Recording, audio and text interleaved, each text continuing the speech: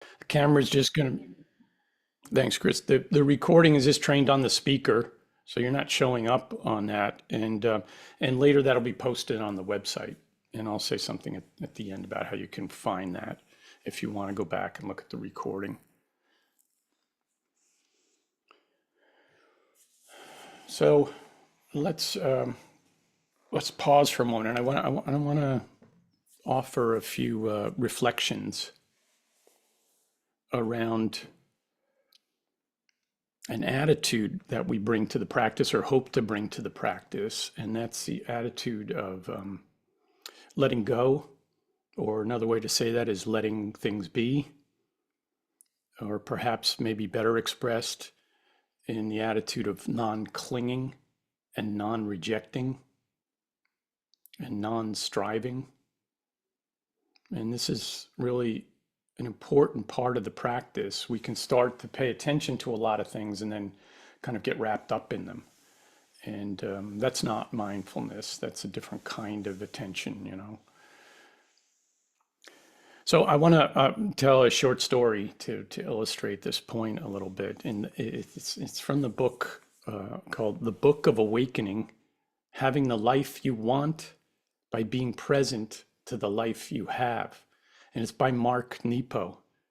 And in the book, Nepo tells the story of his friend Robert, who experienced the value of letting go.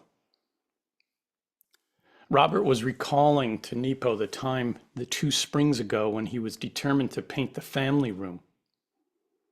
He was up early, out the door to the hardware store, gathering the gallons of red, the wooden mixing sticks, the drop cloths, and those one-time brushes that always seem to harden no matter what you soak them in.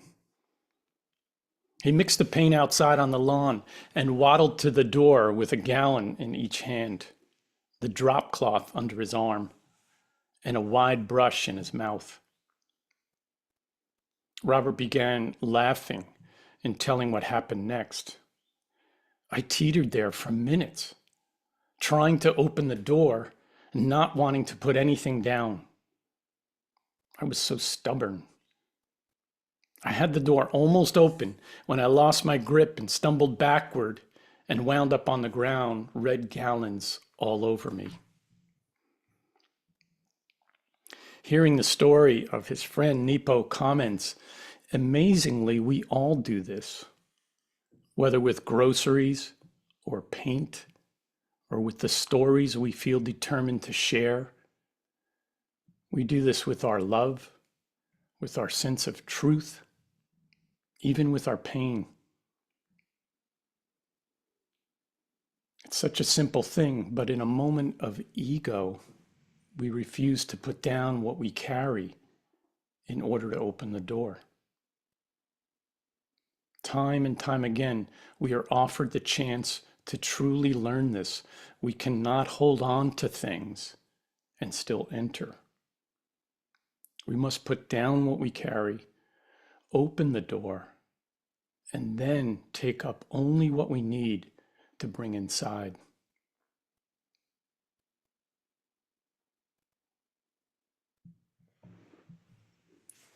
Let's maybe reflect a few prompts to reflect on this simple story, maybe something we can all relate to in some way. But the questions I would ask for consideration just for the next couple of moments is, what is your paint can? What are you holding on to? What is your paint can that you won't set down?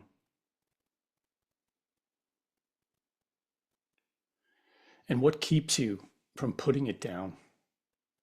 What are you clinging to that's not helping you move forward, that you have difficulty putting down? And finally, what is the doorway in your life through which you are being invited to enter?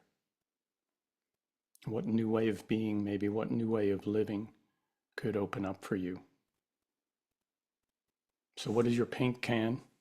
What keeps you from putting it down? And what is the doorway through which you are being invited to enter?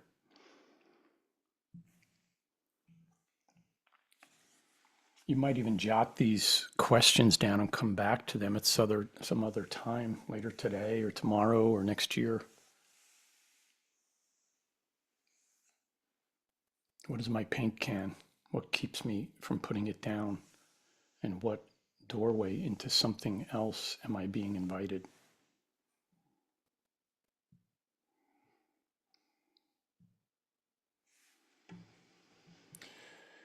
In mindfulness meditation, we do our best to adopt an attitude of non-clinging and non-rejecting. We intend to develop our capacity to let thoughts just come and go. And we treat emotions and physical sensations in the same way as we treat thoughts. All our thoughts, emotions, sensations, and storylines about ourselves or about life, they can all become like clouds that just dwell in the sky and pass away as we watch them with awareness and non-judgment. The Buddha once said that all of his teaching could be summed up in one sentence, all of his teaching in one sentence, that nothing is to be clung to as I, me, or mine. Ancient Buddhist texts say that the foundation of mindfulness meditation practice is to dwell independently without clinging to anything in the world. Dwell independently without clinging to anything in the world. Not that things aren't important to us, people and things and what matters to us, it's that we're not clinging with a death grip on it.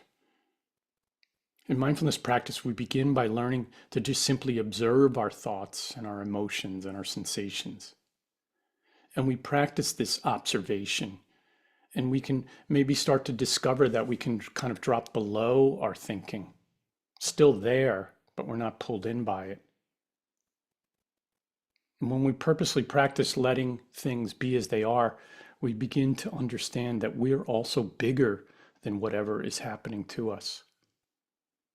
And we then have the opportunity to get beyond this kind of hyper reactivity that some of us have. It gives us a chance to see more clearly without just reacting right away.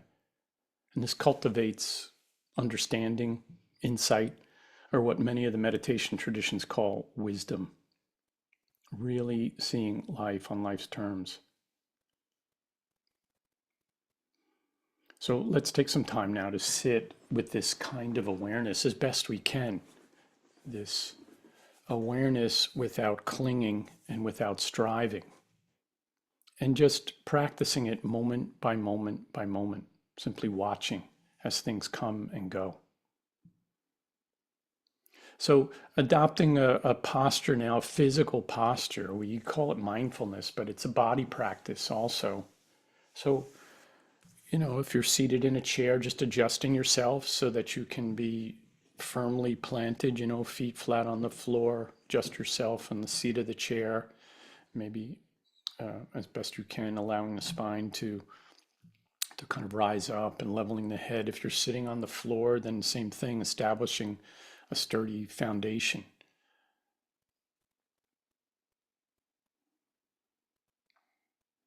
And feel the body settling in, even if you're kind of antsy right now or a little bit uncomfortable.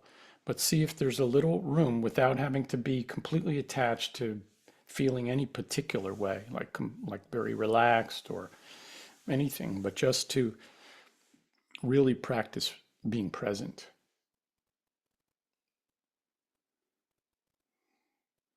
And noticing the contact points of the feet, the buttocks, the legs, as they are grounded and rooted to the earth through the chair or the cushion or the floor or the carpet.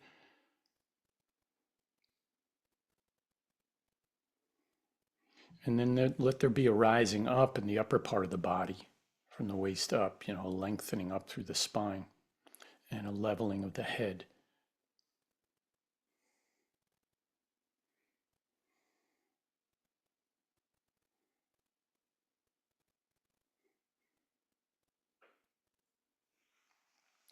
And then letting your hands come to rest, palms facing down on the thighs or facing up, or hands gathered together in the lap. And let the shoulders release down. And perhaps separating the lips slightly so that there's a little release in the jaw. And then closing the eyes if you're comfortable closing the eyes, or just taking your gaze down so that there's a softening.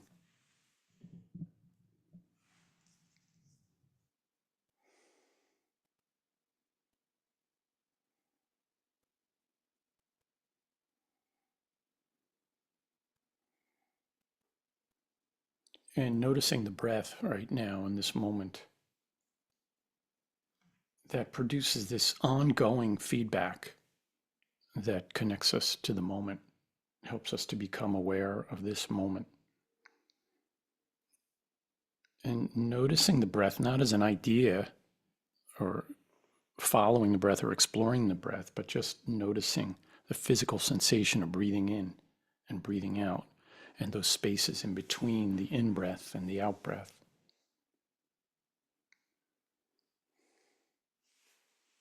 And when the mind wanders, which it will, when you go back and grab again onto something that happened this morning or yesterday or 10 years ago, notice that you're clinging, you're holding on, and just doing your best to just simply release it. You don't have to, give it up forever. Just right now, just practice this letting go, letting things be. And doing so by just acknowledging thought, emotion, sensation, coming back to noticing the body, breathing, sitting here.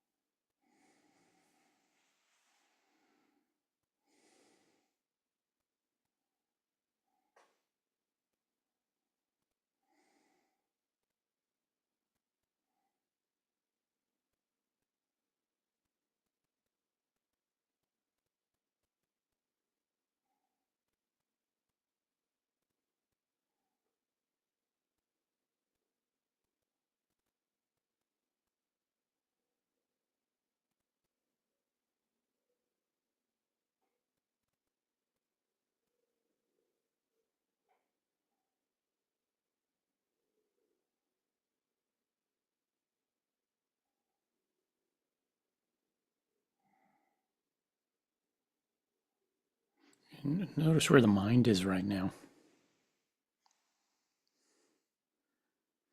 And if you're struggling with, thoughts invading and not easy to release them, kind of those Velcro type thoughts, or emotions that seem to kind of pull you in, or preoccupation with like physical sensations, that you might explore connecting with the in breath and the out breath in a certain way, that the think of the in breath as kind of activating the system, so we can use that to our advantage to kind of re up on paying attention in this particular way, this kind of attention that's non-judgmental, not clinging, not holding on.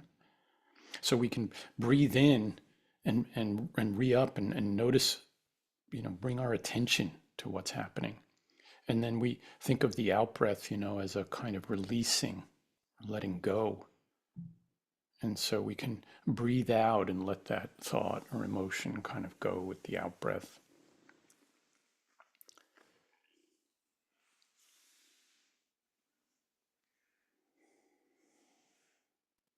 So breathing in, I notice. Breathing out, I release what I notice.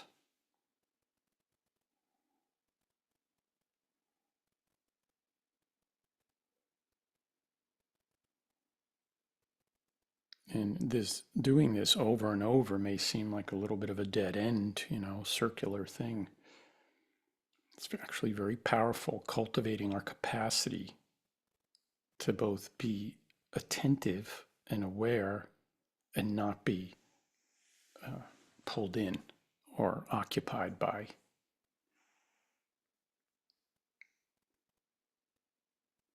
That clarifies the mind to see clearly.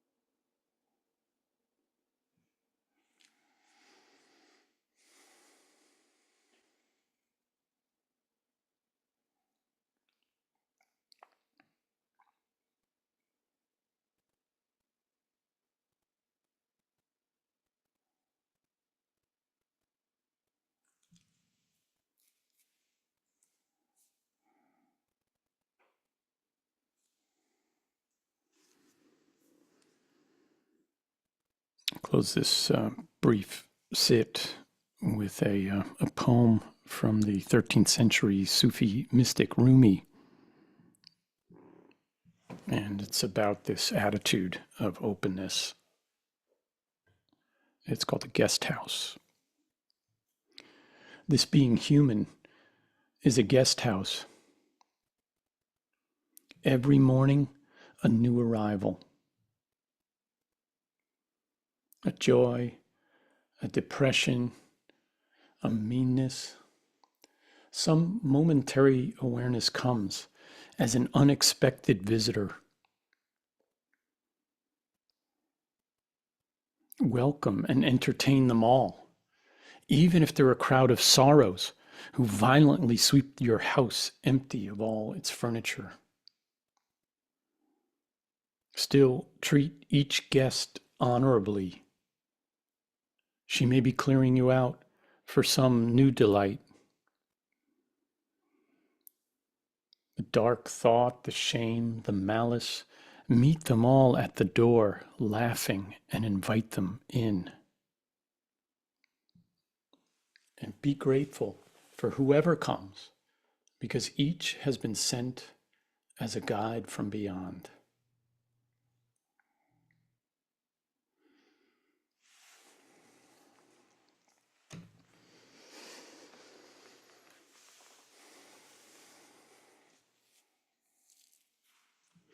So we have 4 minutes for some comments. This is not asking questions for clarification. We don't want to get into too much of a back and forth with that. We'll do that next week, and we'll give you a chance before you leave to post a question if you like. But just a brief comment, if you have, it gets your voice in the room a little bit, and you can use the raise hand function or just wave at us. And Chris, if you don't mind, maybe if you see people and then just help them unmute if they're having trouble. But anybody want to make a brief comment about your experience or anything that kind of comes up for you as we're gathered here?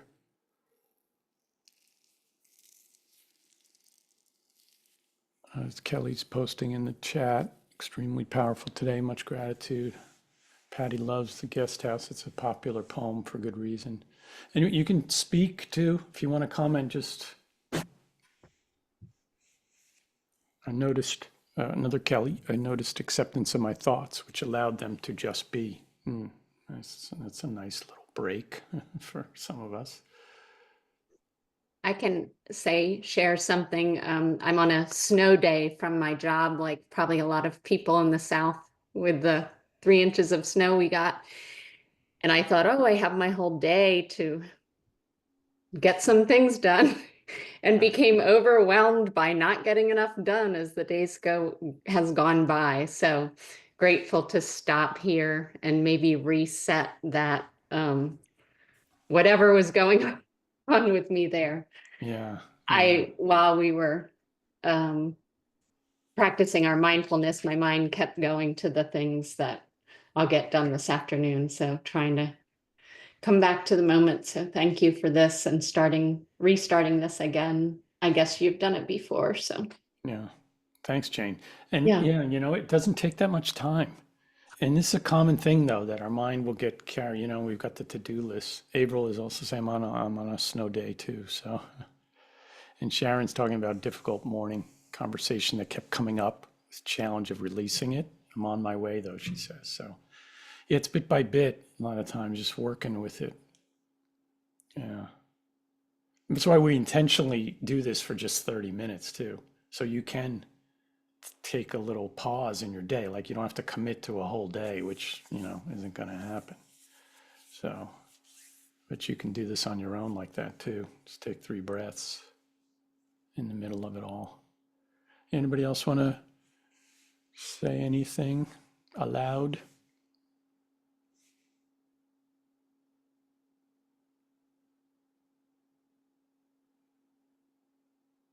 Yeah, Rachel's saying too, I'm wondering about the breathing in. I notice breathing out, I release.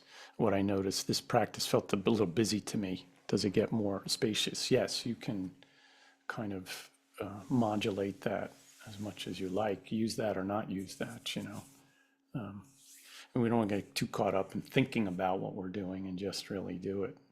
So Lisa saying, yeah, thanks. I need to get comfortable with the silence. Thanks, Lisa. Glad you're here, old friend.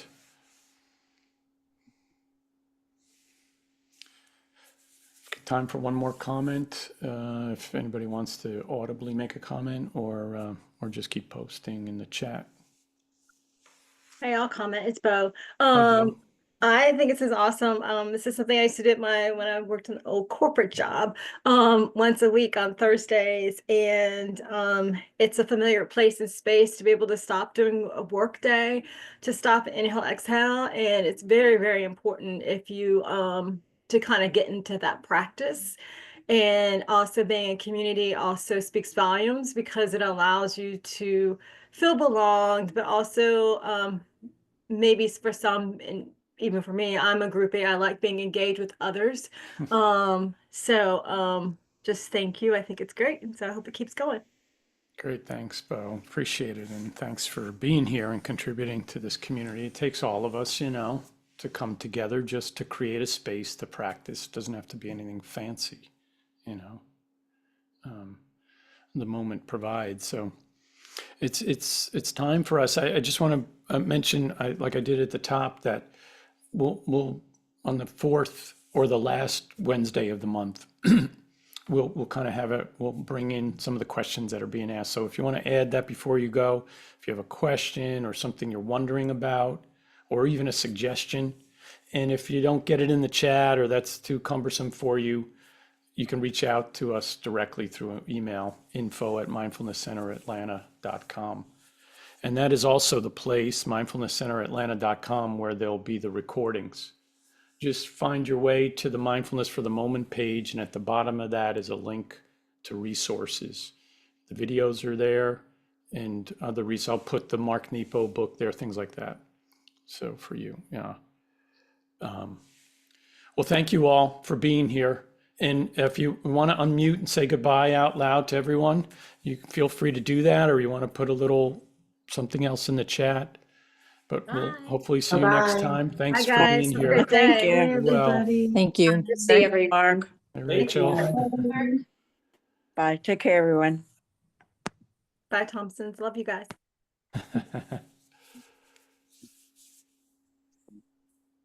Marie, I hope all's well with you.